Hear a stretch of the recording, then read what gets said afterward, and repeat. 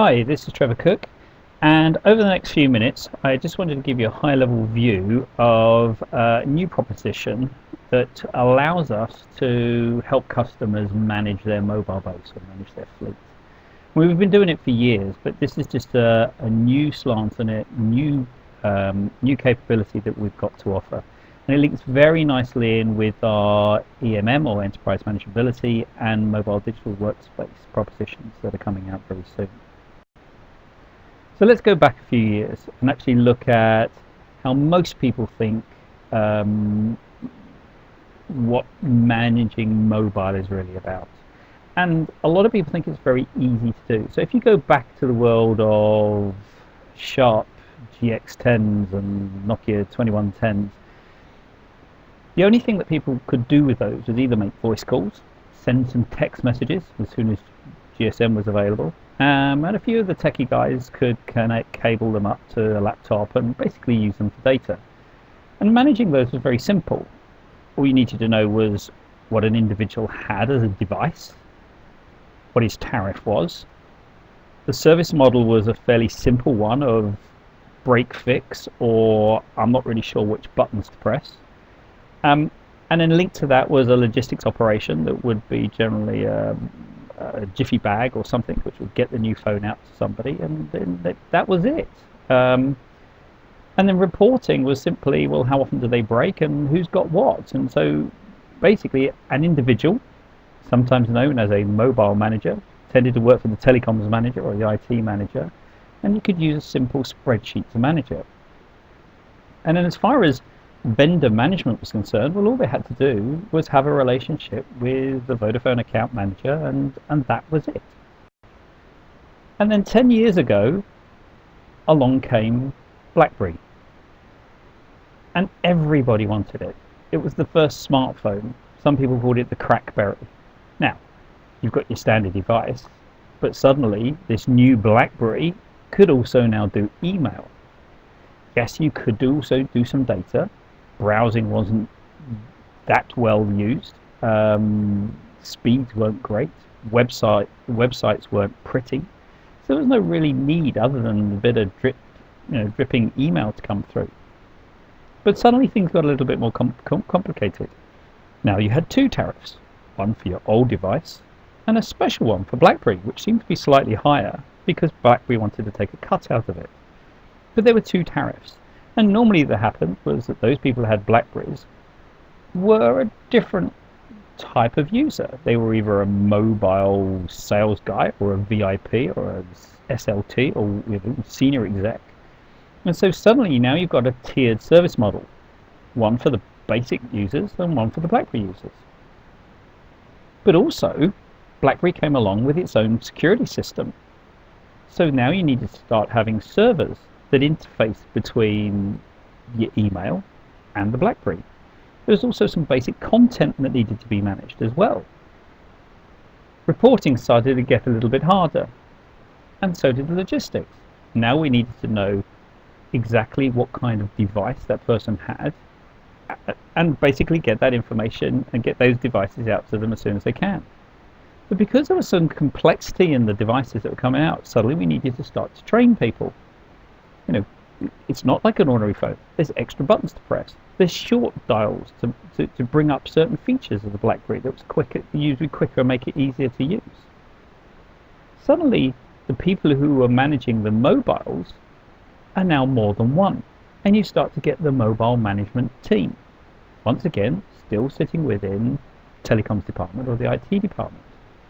But suddenly now one of those is becoming a serious full-time vendor manager, because now we've got two people to manage, both your carrier, Vodafone, and now also the BlackBerry relationship. So now let's come on to now, because now we have is a very different world. We are now in the Wild West. There are all sorts of devices driven by user demand. So even in the simplest world, you might have one smartphone, which might be an iPhone. You'll have legacy basic devices out there. You'll have a legacy BlackBerry out there. People all now want to bring in tablets.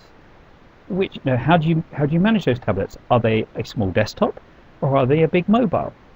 You'll also have a few people there with data dongles that are also trying to download data. So suddenly the amount of information or the amount of types of communication you do is exploded. We've got voice, text, email, proper data. You've got IM and other collaboration activities. We've now got a whole range of different types of apps coming down, and browsing is becoming a real experience of mobiles. So how do we manage all of this? Well, first of all, there are now multiple tariffs. Not only the basic ones, you've got bundled tariffs, you've got pay-as-you-use tariffs, you've got smartphone tariffs, you've got tablet tariffs. Service models are not only tiered, but are also set up for end users, because now the end user wants a lot more control of what he can do. He needs to know and understand detailed parts of how to use those phones. We now also need to offer things like end user portals to allow those end users to make their own choices. The amount of servers that we're using is increasing. Not only do we use the old BlackBerry BES servers, but now we need a range of different servers to basically interface between the different smartphone operating systems. Content control has become very much more complex with the type of content. So how do you keep control of the company's content without affecting the user's content, which is personal to them? And how do you control the access to that content? That brings in security. And how do you then build a security wrap around that to stop people hacking those phones and getting that sensitive information off them? Together with that, we've now got the control of the apps. Do we want our users to download any old app off the public app stores? How do we create our own apps and host those apps that are specific to the business needs that we operate? And finally, on this piece is the firmware management. How many of us have sat there and suddenly realized they've got the wrong level of firmware, the wrong level of iOS on their Apple, and suddenly they can't get access to certain apps? Who's going to control and who's going to sign off people to download the latest variants of operating system onto their devices? You still need reporting, but now it's got even more complex. We now also have to think about network availability design. So in other words, do we need 4G?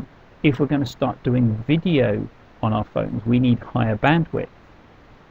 Will the Wi-Fi capability of our offices actually be able to handle the increased volume of traffic that's coming from the mobiles? At the end of the day, that Wi-Fi is purely designed for laptop use.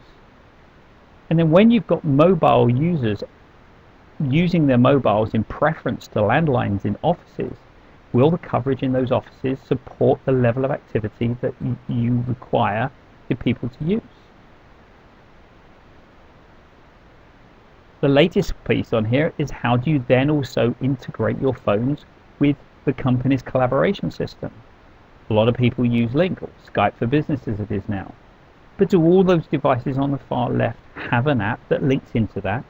And if they do, is it as integrated as a link conversation between an Apple phone and a Windows phone and a BlackBerry, for example? The mobile management team has grown colossally. One large bank that we deal with in France has a few thousand devices.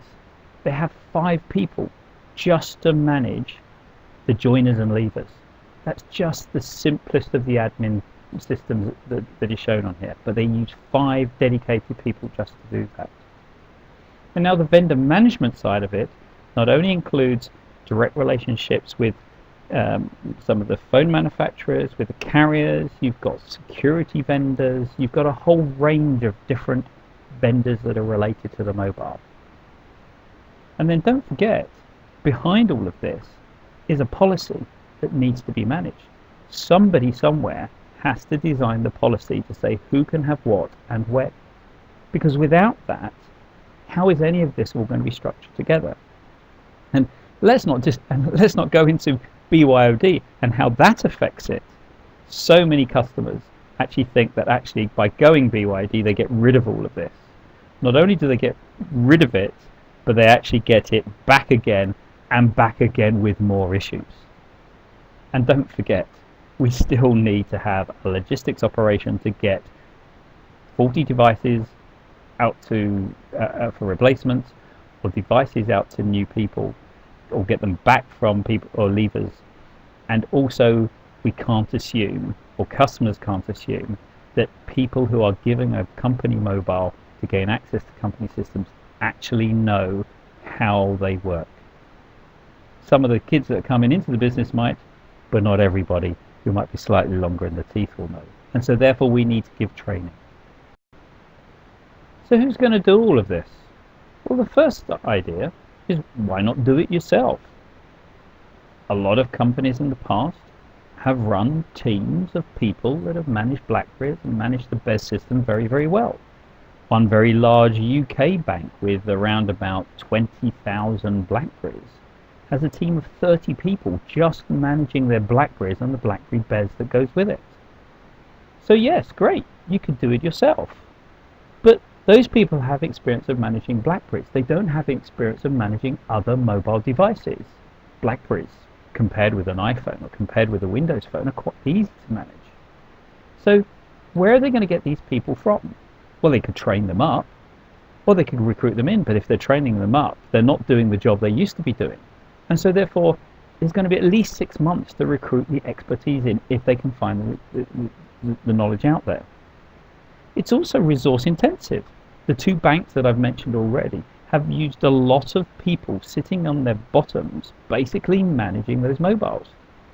So you've got to be careful if you're talking to IT departments that actually a lot of IT managers could see that creating the service model and creating the infrastructure around it is actually very good to them, because it builds their own little silo, a need for them to exist.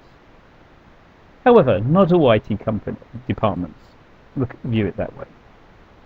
Many of them will think about outsourcing it to their existing desktop support partners.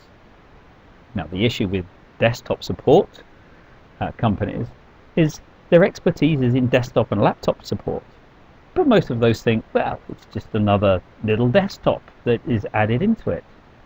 The key difference is that the laptop and desktop tends to be a service model that is based on one build, one operating system, one set of maps, and therefore one set of issues.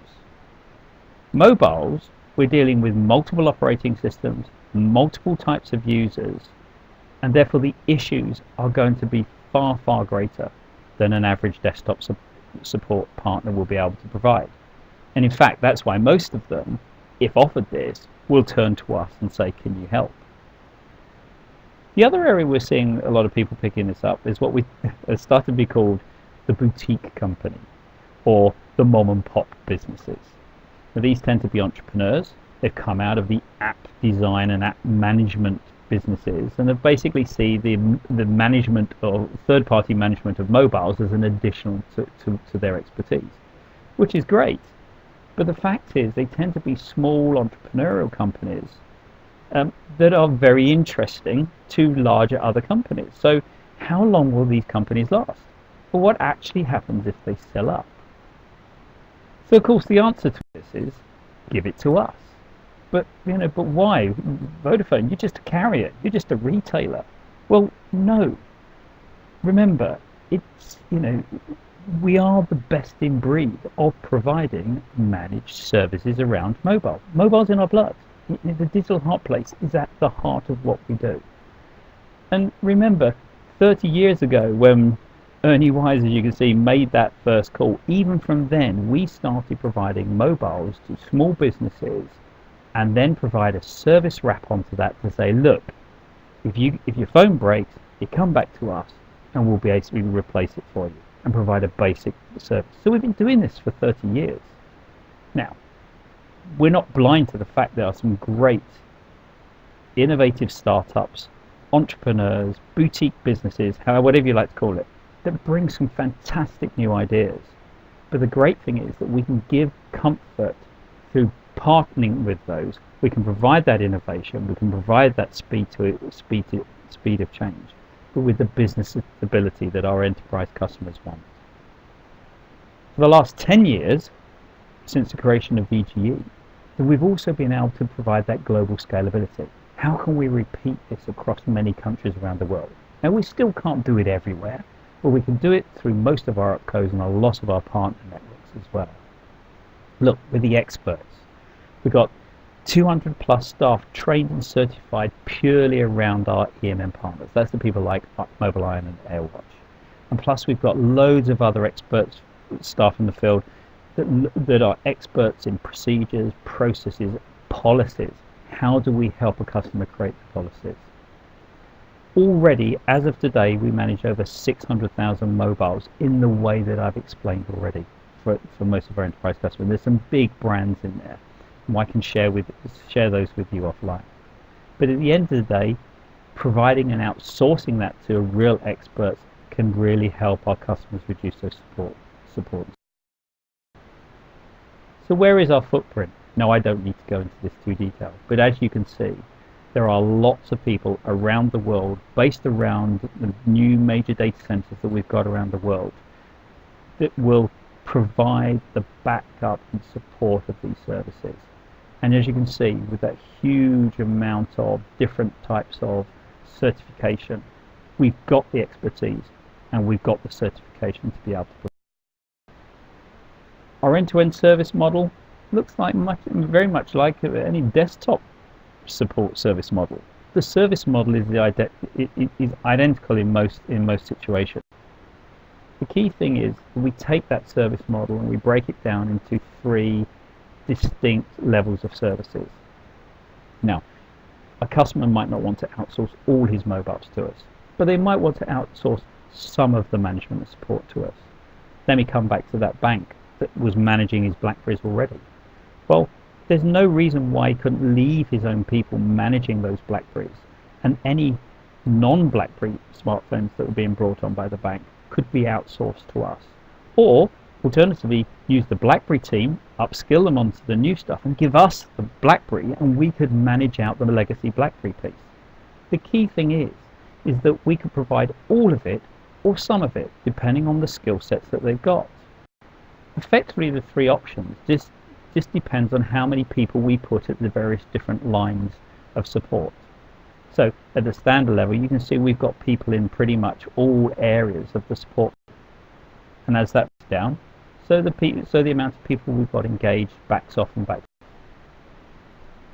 As part of it, we also provide the life cycle management. So it's not just the ongoing, but it's all the creation and expertise around it. So whether that is helping to create that policy, help with the adoption and device selection, or whether we design bespoke reporting with the usual KPIs and SLAs around that, or whether we help them with the assurance, the solution assurance, or provide us with technical solutions management, or service ownership, so they've got somebody they can speak to, or they've got a named person that they can leads their service piece. We can then provide different levels of help desks, and we can change those levels of help desk depending on the skill set the customer has or what the skill set of the help desk needs to. So whether that is a second line help desk to their main IT help desk, or we're providing end user help desk, or whether we're providing help desk that's bespoke to a particular user group and a particular application or role. We then can help them with their EMM strategy. So in other words, how do we actually then take individuals from a mobile journey which starts maybe today with a BlackBerry, goes into the more usual smartphones of iPhones and Android devices, and how does that go into things like wearables in the future? We'll also help them with the scalability, and this is the design of the network infrastructure that needs to be around their major working environments. And finally, how does that all implement together? How do we run trials and pilots for certain user groups? How do we help them with the choice of where they're going to go with their future mobile use? I'm not going to go too much into any more detail because we can do that once we get to a real scenario. But before I wrap up, I just want to say, well, how do we charge for this? There are some initial setup costs, but they could be spread over the term of the contract. At the end of the day, we're providing this as, I call it, managed mobility as a service. It's a simple cost per month per mobile. And it doesn't matter what those mobiles are, or the split of those mobiles, a fixed cost per month per mobile. And they can have all BlackBerries, they can have all iPhones, they can have whatever different plethora of devices they want. But at the end of the day, we want to provide a solution to the customer where the cost is simple, it's transparent to them so they see what they're getting, and at the end of the day, it's easily rechargeable to the business units within their business.